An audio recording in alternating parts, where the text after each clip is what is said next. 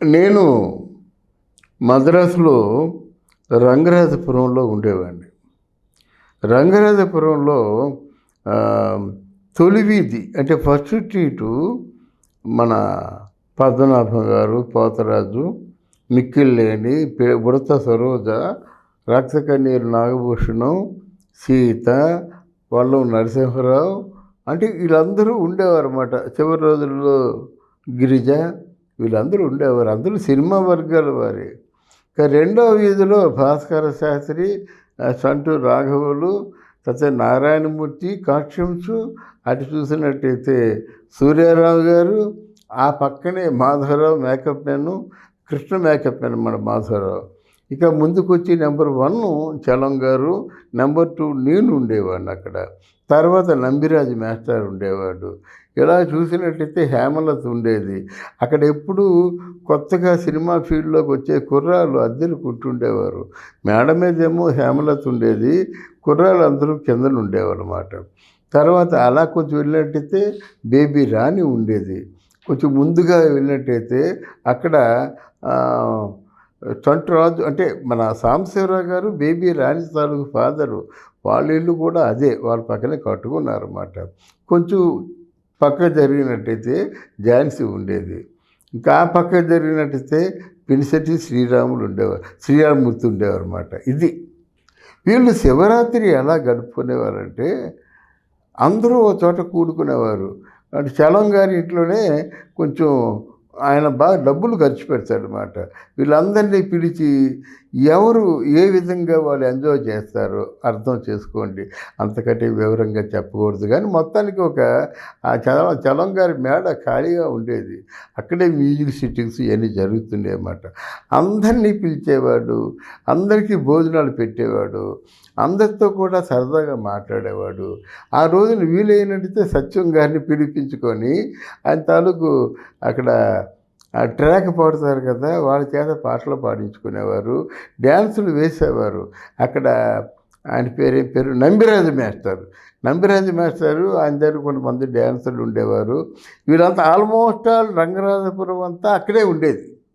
చలం గారి డ్యాన్సులు బాగా చేస్తారు. అందువల్ల నంబిరాజు మాస్టర్ కూడా చలం గారు ఎలా చెప్తే అలా వినేవాడు అన్నమాట. ఎవరికి కావాల్సిన తిండి వాళ్ళు తినేవారు, ఎవరికి కావాల్సింది వాళ్ళు ఉండేవారు. కింద ఆటపాట క్యారమ్స్ ఆడేవారు, కొంతమంది అయితే ప్యాక్ ఆడేవారు, కొంతమంది. మొత్తానికి పండగ దిగొచ్చిందా అన్నట్టుగా ఉండేది అన్నమాట.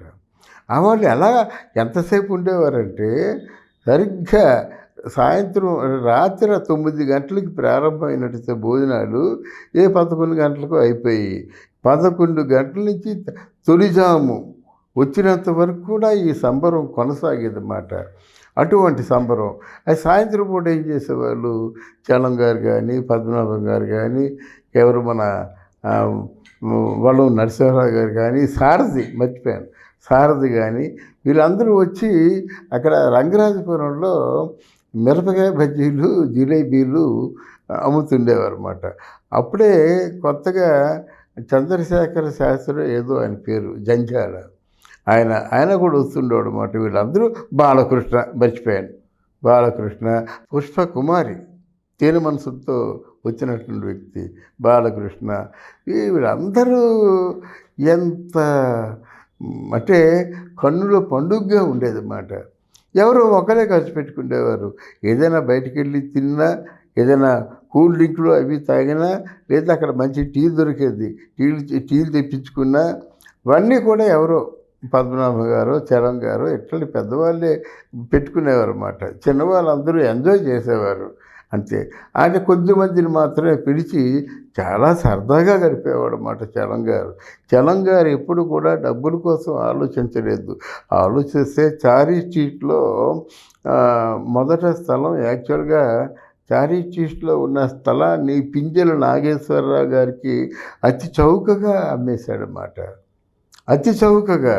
అది ఇప్పటికైనట్టయితే 50 కోట్లు 100 కోట్లు అవుతుందన్నమాట ఆ స్థలం మాత్రమే. ఆ పింజల నాగేశ్వరరావు దగ్గర సలీం మాస్టర్ తీసుకున్నాడు. ఆయన కూడా అతి చౌకగా అమ్మేశారు. మరి ఆ స్థల ప్రభావం ఏంటో కానీ అది అమ్మేసరికి వచ్చాడు. ఇక్కడ ఎవరూ సహకరించలేదు, చూపు పోయింది.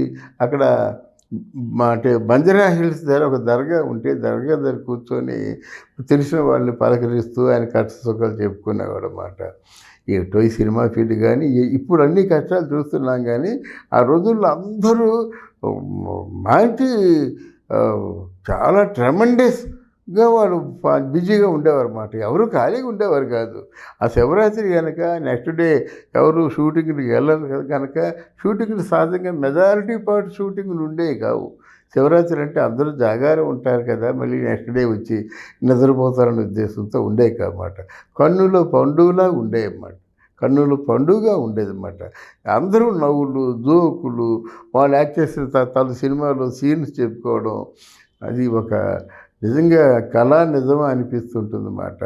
అయితే అదృష్టవశాత్తు ఆ చలం గారి ఇంటి పక్కనే చలం గారి ఇంటికి మాకు పెట్టగోడే అడ్డు. మొన్న ఏదో రవిబాబు చెప్తుంటే వింటున్నాను. చాలా చిన్నపిల్లలు వాళ్ళు. రవి హరి ఇద్దరు చిన్నపిల్లలు అన్నమాట. ముద్దుగా ఉండేవాడు రవి. హరి కొంచెం చిన్నాడు కదా, చిన్నప్పుడు బక్కగా ఉండేవాడు. ఇప్పుడు లావు అయ్యాడేమో నాకు తెలియదు, లావు అయ్యే ఉంటాడన్నమాట. ఇది అంటే శివరాత్రి ఎంత వైభవంగా ఉండేదో చెప్పుకోవడానికి ఇదొక ప్రత్యక్ష నిదర్శనం. Thank you very much.